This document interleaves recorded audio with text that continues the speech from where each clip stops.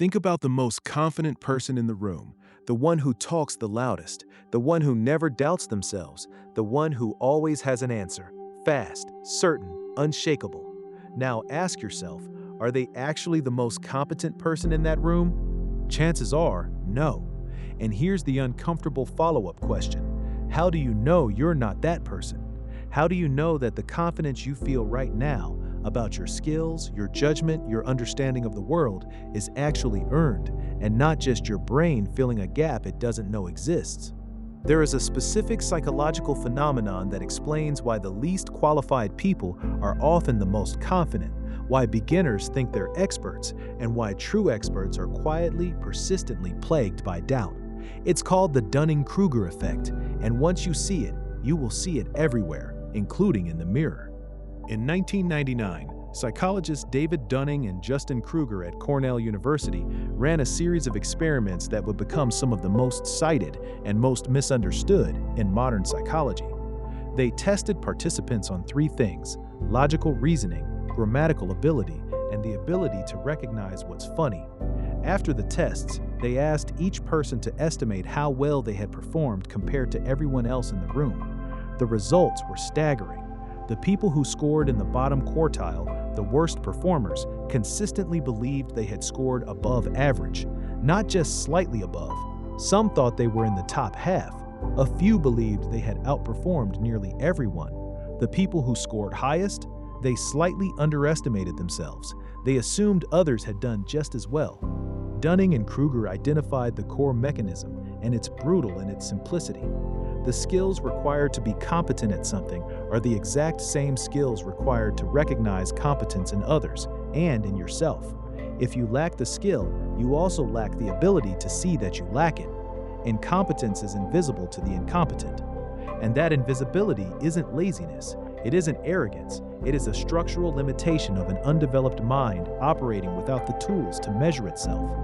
That is the trap, and it is perfectly, silently airtight. The Dunning-Kruger effect is usually visualized as a curve, and that curve tells a story in 4 stages, a journey that most people start and very few complete. Stage 1, the peak of Mount Stupid. You learn a little. You feel like you understand everything. Confidence skyrockets. You're not dangerous because you know nothing. You're dangerous because you know just enough to feel certain. This is the most populated place on the entire curve. Stage 2, the Valley of Despair. You go deeper. You start encountering everything you don't know. The complexity reveals itself. The exceptions, the nuance, the competing frameworks, the things your initial model completely ignored. Confidence crashes hard. This is where most people quit. They mistake the crash for failure. They walk away. But this valley is not failure. It is the first honest moment of the entire journey.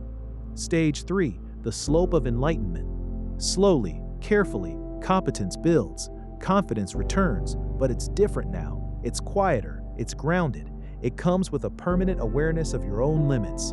You stop needing to perform certainty because something real is developing underneath it. Stage 4, the plateau of sustainability. You're genuinely good. You know what you know what you don't. You can say, "I'm not sure," without it threatening your identity, because your identity is no longer built on the performance of confidence. Most people never leave stage 1.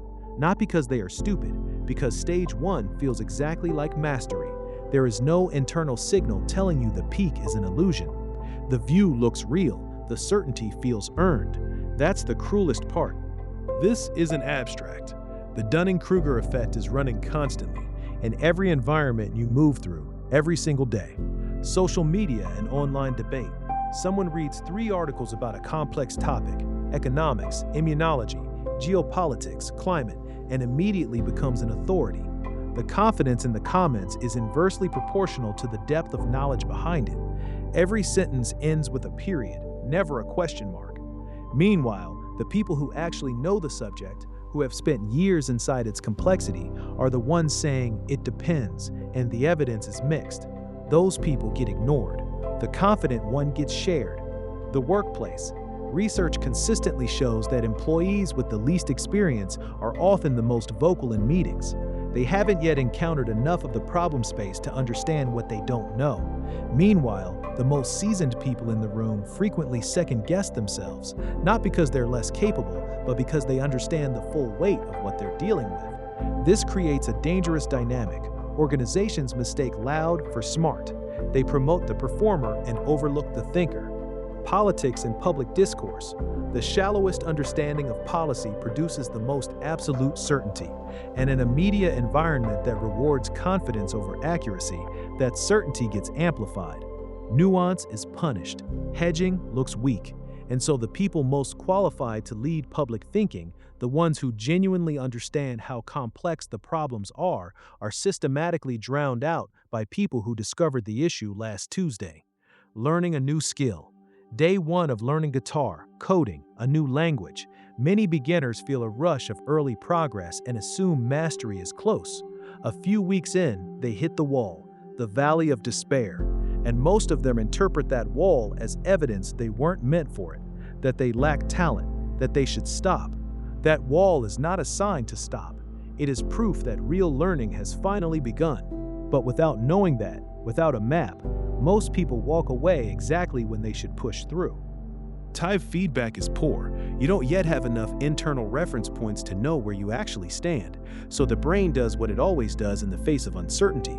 It fills the gap, and it fills it with confidence, because uncertainty is uncomfortable, and the brain is a comfort-seeking machine first and a truth-seeking machine second.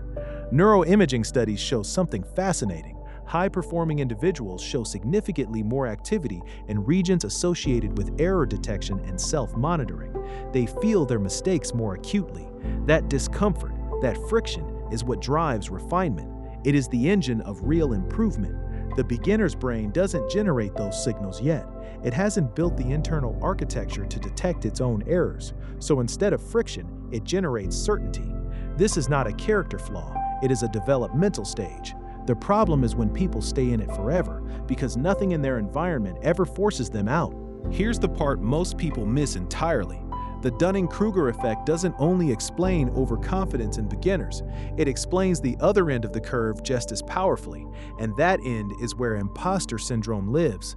The people most likely to doubt their competence are often among the most competent people in their field.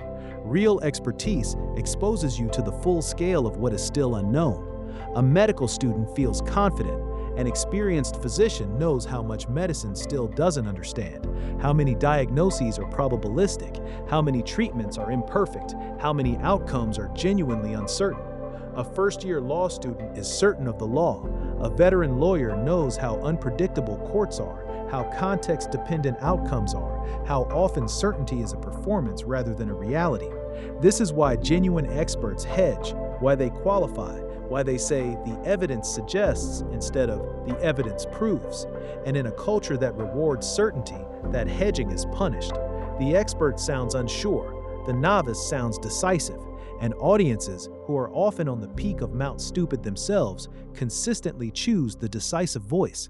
Genuine expertise is structurally disadvantaged in public discourse, not because experts are wrong, because they sound like they're not sure, and they're not sure because they actually understand the problem. Ally finished. Ask yourself, what would I need to know to be wrong about this? Second, seek out the most qualified critics, not the most agreeable voices.